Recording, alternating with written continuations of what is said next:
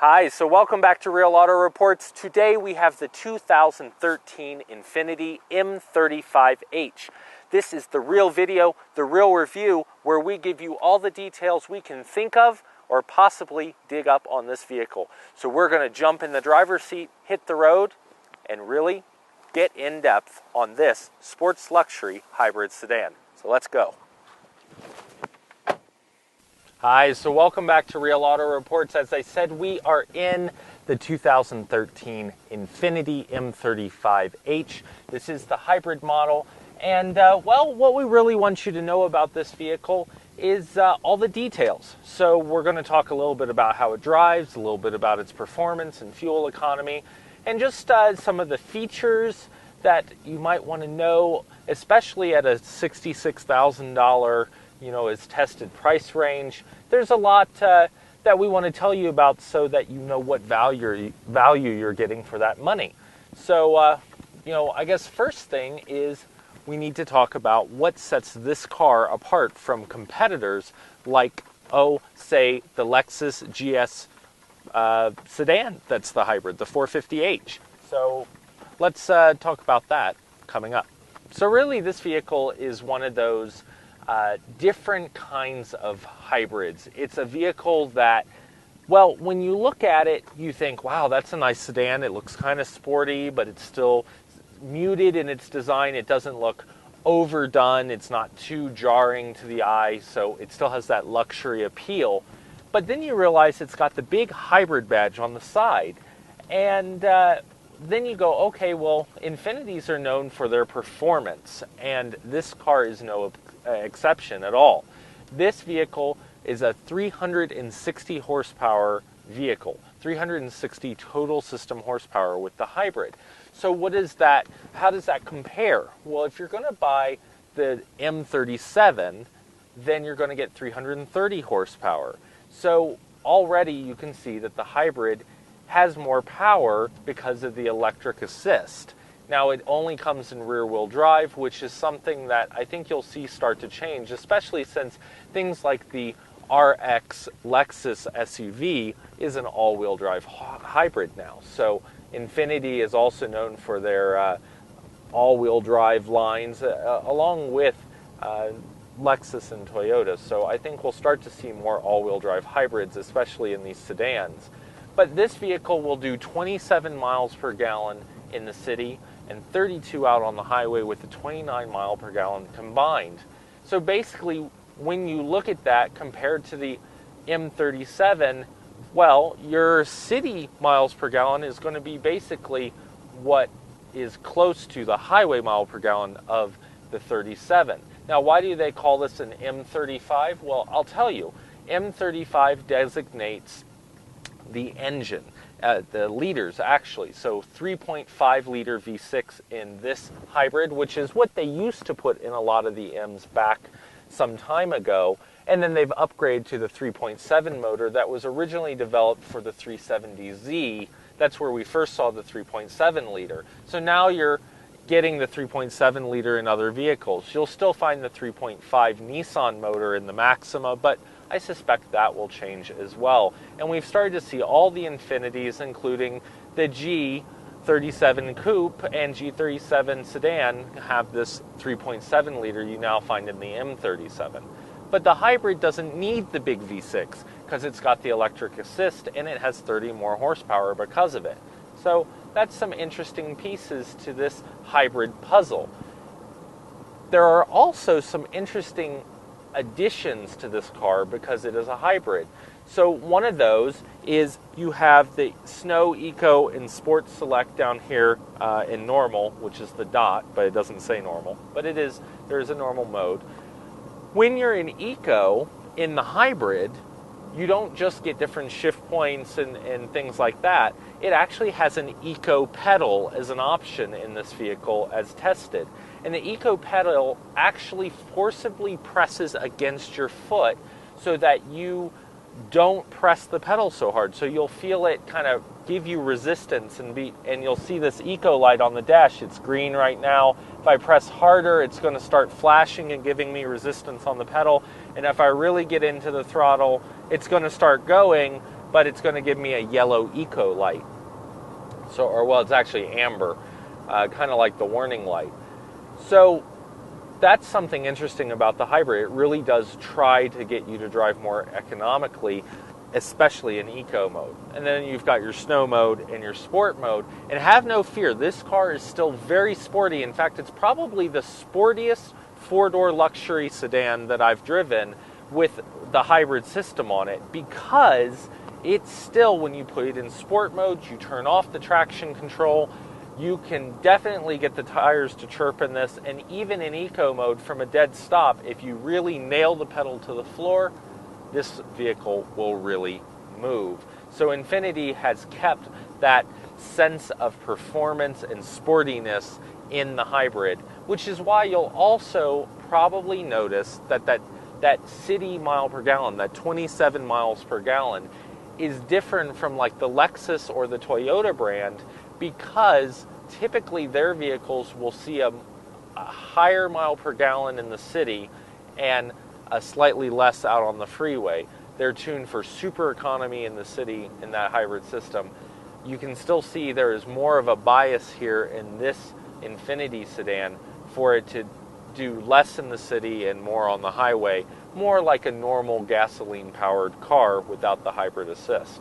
But you're definitely getting a good benefit from this hybrid, as I said, comparing this to the 37. Now, if you really like power, they do make the other M, which is the M56, and that will get you, right about, 420 horsepower, but it'll get you into the low teens in the city with the miles per gallon. So you're definitely going to take it, I guess mid-teens, I should say. You're definitely going to take a hit on the miles per gallon, but you're going to have 420 horsepower, which is pretty huge in a vehicle that is basically full size, but just a tad on the smaller side. It's smaller than, say, like a Dodge Charger. So speaking of drivability, this vehicle is interesting to me because the steering in it is, I find it a little twitchy at speed, especially out on the freeway. I find that the center feel is a little too light.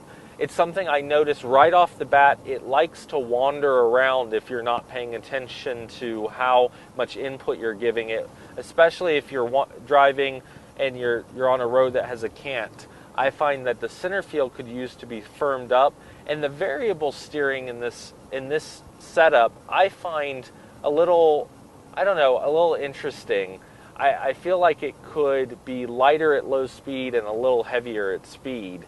But all in all, it's still a good driving feel. It feels sure-footed out on the freeway, although the hybrid does give this sense that it is heavier in the corner, and that's the extra weight that this vehicle's carrying. So I feel like sometimes if you're cornering really hard, you can feel it start to reach that weight transfer limit, and the grip on the tires starts to let go. But all in all, as I said, still one of the sportiest hybrids. Actually, I think it is the sportiest hybrid luxury sedan I've driven out of all the different brands. So they've done a really nice job keeping that balance of economy and sport.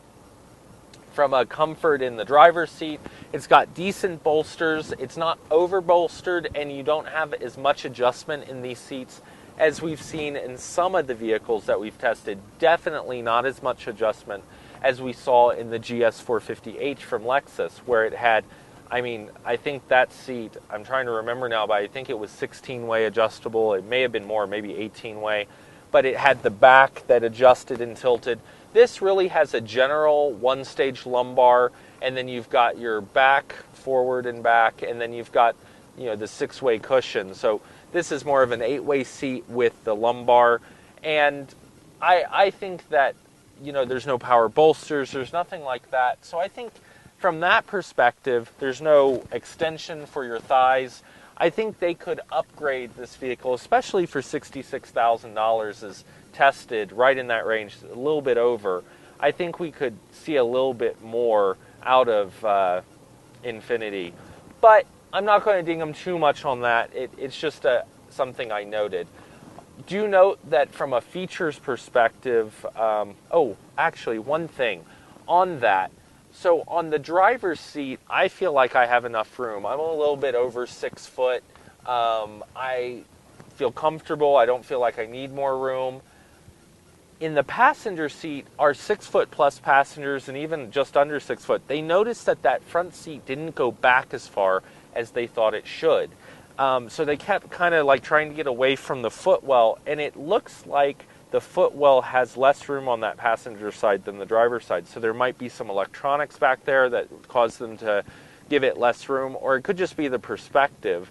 But the front passengers really felt like they wanted more room. Now our rear passengers seem to find the back seat pretty spacious. It's definitely, I'm not going to say it's class leading because I feel like it's just average back there, but it is comfortable. You've got an armrest, although you do have to open the rear armrest to get to your rear cup holders, and that's a little odd, to be honest. And you also don't have rear heated seats at this price point, which I kind of think that that would be a nice value add in this vehicle, especially with the hybrid, where typically you're affecting your HVAC systems when you're driving in an eco mode. Speaking of heated and cooled seats, this does have front heated and ventilated or cooled front seats, both driver and passenger.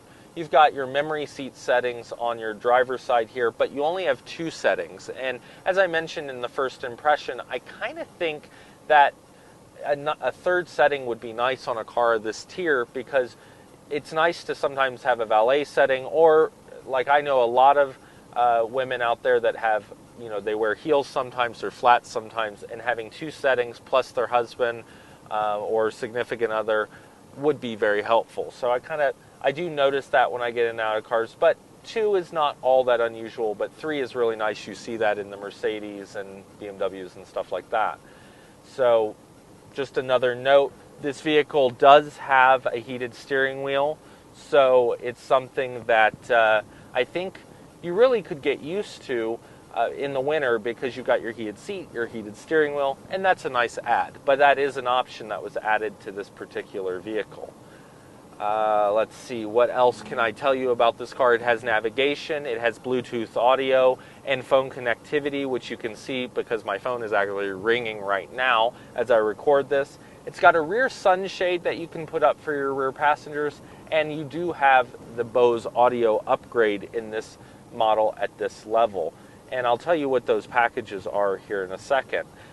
Also, something to note on this vehicle from a features perspective is Forest Air. And if you go to the Infiniti website, you will see this Forest Air come up in their differentiated features from other manufacturers. And it's supposed to blow the air through the cabin more like a natural breeze. So you'll see that, you've probably seen that on fans you can buy in the store. Well, they're trying to make this cockpit more comfortable. It also has filtration and all of that, and an automatic interior recirculation to prevent bad smells from coming into the cockpit. So a lot going on there. So that's the real video, the real review of the 2013 Infiniti M35H. Of course, the H stands for hybrid, and this vehicle will do about 32 miles per gallon out on the freeway, according to the EPA. That's 29 miles per gallon combined, so if you're driving city and highway. And 27 in the city figure. And the thing about this vehicle is that it is sports oriented. It is meant to be fun to drive. And so Infiniti really doesn't have that same sense that other hybrids like the Lexus do, where the city mile per gallon may overachieve the highway miles per gallon. So that's kind of interesting. But it shows in the figures because this vehicle has 360 total system horsepower coming from that 3.5 liter V6. You know it'll do 0 to 60 in just under 6 seconds. And, well, it's a lot of fun to drive, actually. And with the 7-speed automatic, it doesn't have a CVT, so it really gives you that crisp shift and makes you feel like you're driving a sports sedan. The chirping of the tires on dry pavement doesn't hurt either, I should say. 18-inch alloy wheels, memory seats, all the driver assistance packages that we covered in the review, and I particularly like the adaptive cruise or the intelligent cruise control that they have on this. Helps you keep your distance in traffic, yet in this vehicle it's not as intrusive as some, where it just seems to come right up on the car and slam on the brakes. This one doesn't seem to scare me as a driver as much, because I don't like the car taking control. But it is a nice system, and it'll keep a lot of people safe out on the road. And I guess that's really what it's all about. Luxury, comfort, and intelligence. So if you're in the market for a sports hybrid sedan, the Infiniti might be one you want to look at. Right about $66,000 as tested, and you can get into one starting, well, just over the $52,000, $54,000 mark, depending on your market. So go check one out. I'm Jonathan McGrew. This is Real Auto Reports from Real Auto Ranch. We'll see you down the road.